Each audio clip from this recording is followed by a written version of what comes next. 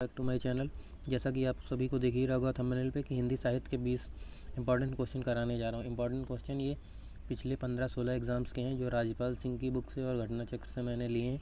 तो जो रिपीट कर रहे हैं क्वेश्चन बार बार, क्योंकि आपको पता ही होगा यूपीएसआई होने वाला है और 5 से 6 क्वेश्चन इसमें यूपी साहित्य के आते हैं। मतलब एक क्वेश्चन 2.5 नंबर का। लगभग इन क्लासों से आपके 15 तक नंबर मतलब कवर हो जाएंगे हिंदी में, जो कि सभी का गलत हो रहा है। मेरा खुद का भी गलत हो रहा है। मैं RWA टेस्ट दे रहा हूँ या टेक्स्ट बुक दे रहा हूँ या TWA दे रहा हूँ, जिस पे भी दे रहा हूँ, तो उसमें साहित्य सबका ही गलत हो रहा है। मैंने देखा है कि बहुत कम परसेंटेज जा रहा है क्वेश्चन।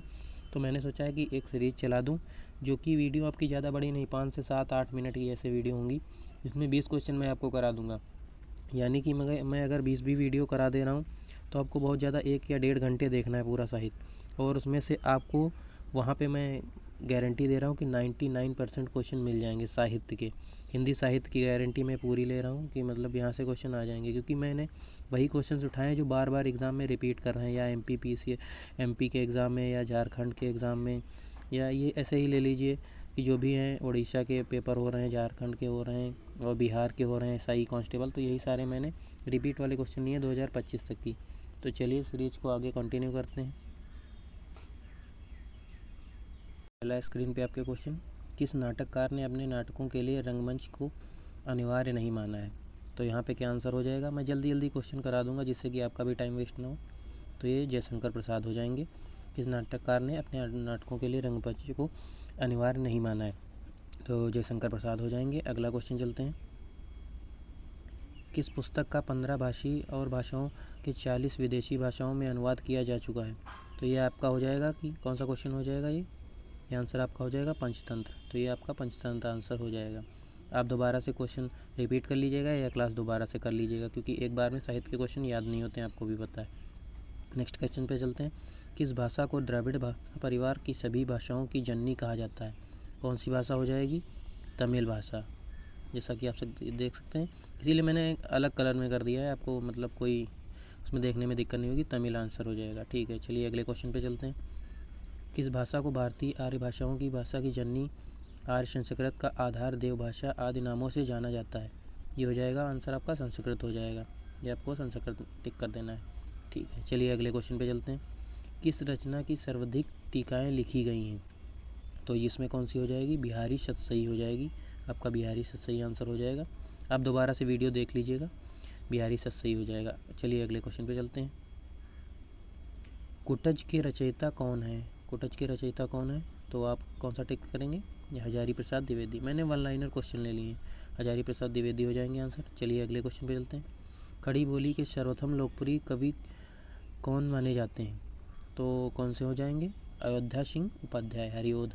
आपको नाम तो पता ही होगा, उपनाम भी पता होंगे। अगर नहीं पता है तो मैं एक क्लास में सारे उपनाम करा दूंगा। खड़ी बोले कि सर्वप्रथम लोकप्रिय कवि कौन से माने जाते हैं? अयोध्या सिंह उपाध्याय, हरिओद। ठीक है, चलिए अगले क्वेश्चन पे चलते हैं। गागर में सागर बनने का काम किसने किया है? बिहारी। आपको पता ही होगा, बिहारी कवि के बारे में आपने पढ़ा होगा, अगर साहित्य पढ़ा होगा। तो गागर में सागर बनने का कार्य किसने किया है? कवि बिहारी ने। ठीक है, चलिए अगले क्वेश्चन पे चलते हैं। चंदन विश्व व्याप्त नहीं लिपटे राहत भुजंग, इस पंक्ति के रचयिता कौन से? जैसा कि पता होगा आपको कि यूपीएसआई में पंक्ति भी पूछी आती हैं, तो रहीम। तो इसीलिए मैंने पंक्तियाँ भी 1-1, 2-2 ले ली हैं इंपॉर्टेंट वाली, जो रिपीट कर रही हैं एग्ज़ाम में। हो सकता है आपके एग्ज़ाम में ऐसे ही मिल जाए क्वेश्चन एकदम सेम टू सेम। चलिए अगला चलते हैं। छायावाद के प्रवर्तक का क्या नाम है? तो छायावाद के प्रवर्तक का क्या नाम है? जयशंकर प्रसाद। तो जयशंकर प्रसाद हो जाएगा आंसर। चलिए अगला क्वेश्चन। देवनागरी लिपि को राष्ट्रीय लिपि के रूप में कब स्वीकार किया गया? तो ये आंसर ये तो क्वेश्चन आप मान लीजिए 100% आएगा आपके क्वेश्चन में, तो ये याद कर लीजिएगा, 14 सितंबर 1949।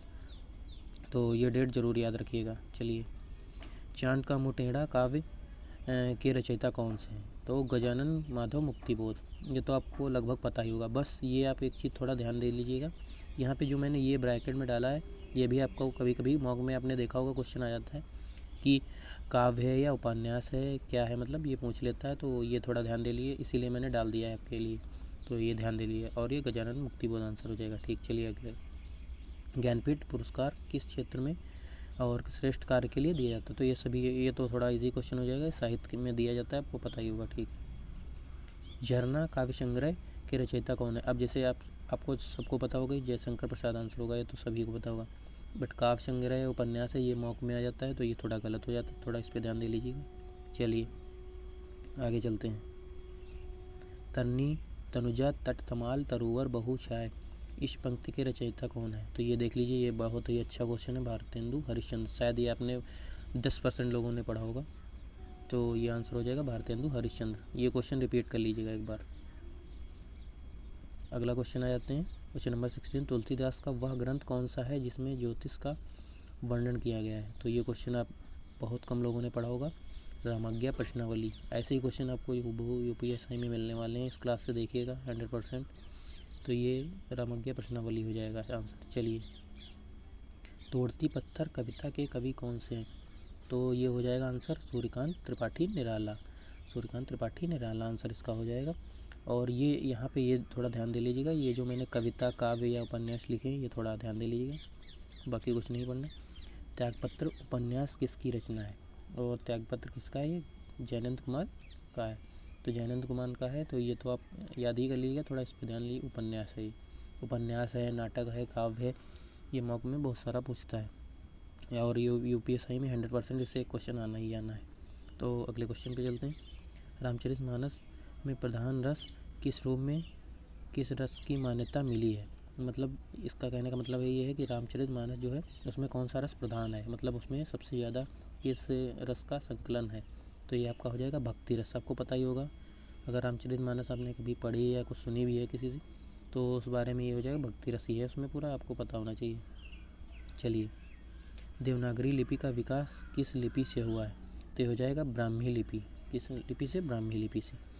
तो मुझे उम्मीद है कि आपको क्वेश्चन अच्छे लगे होंगे। ज़्यादा टाइम नहीं लिया है, अभी भी हमारी क्लास 6 मिनट की मात्र हुई है। तो ये आप बस ध्यान दे लीजिए कि अगर आप ये डेली क्लास ले रहे हैं तो आपको अच्छा खासा इससे फ़ायदा होने वाला है। मैंने 20 टॉप क्वेश्चन करा दिए हैं, उसमें उपन्यास भी करा दिए हैं, काव्य भी कराए हैं, साहित्य का भी कराया है, और डेट वाली जो आपको नहीं याद होते हैं वो भी क्वेश्चन में करा दूँगा।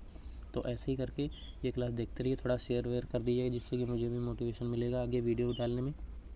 तो ये अच्छी क्लास आपकी साहित्य की होने वाली है, देखते रहिए। और कुछ नहीं करना है आपको, बस थोड़ा सा शेयर कर देना है और वीडियो पे लाइक कमेंट कर देना है। और अगर कोई भी टॉपिक आपका फंस रहा है यूपीएससी का, तो आप यहाँ पे कमेंट नीचे कर दीजिए, मैं इस पर वीडियो ले आऊँगा। और ये सीरीज़ कंटिन्यू रहेगी, लगभग 20 वीडियोज़ में डालूँगा और आपका यूपीएससी का हूबहू इसी में मतलब आपको मिलने वाली है। कविता या जो भी क्वेश्चन आने वाले हैं, कविता काव्य संग्रह या साहित्य से जो भी आने वाले हैं फंस जाएंगे। और कल से मैं पॉलिटी की भी क्लास चालू करने वाला हूँ, ऐसे 10-10 मिनट की, जिसमें आपको पूरी पॉलिटी वहाँ से उसमें से महेश कुमार वर्णमान, लक्ष्मीकांत और एनसीईआरटी का 6 से 12 तक संग्रह है पूरा, मतलब 1 लाइनर के फॉर्म में, या आप सोच लीजिए मेरे नोट से हूबहू मैं पढ़ा दूँगा, तो वो भी आपके लिए बहुत बेनिफिशियल होने वाली। तो आपको ऐसे ही मतलब कंटिन्यू करते रहना है क्लासेस, बहुत ज़्यादा बड़ी क्लासेस नहीं होने वाली। सोच लीजिए आप 10 मिनट भी आपको नहीं देने दिन के, आपको साहित्य तैयार कराया जा रहा है, तो इससे अच्छा आपके लिए क्या हो सकता है। तो चैनल को अगर आपने सब्सक्राइब नहीं किया, सब्सक्राइब कर लीजिए, लाइक कर दीजिए और शेयर कर दीजिएगा। वीडियो देखने के लिए धन्यवाद।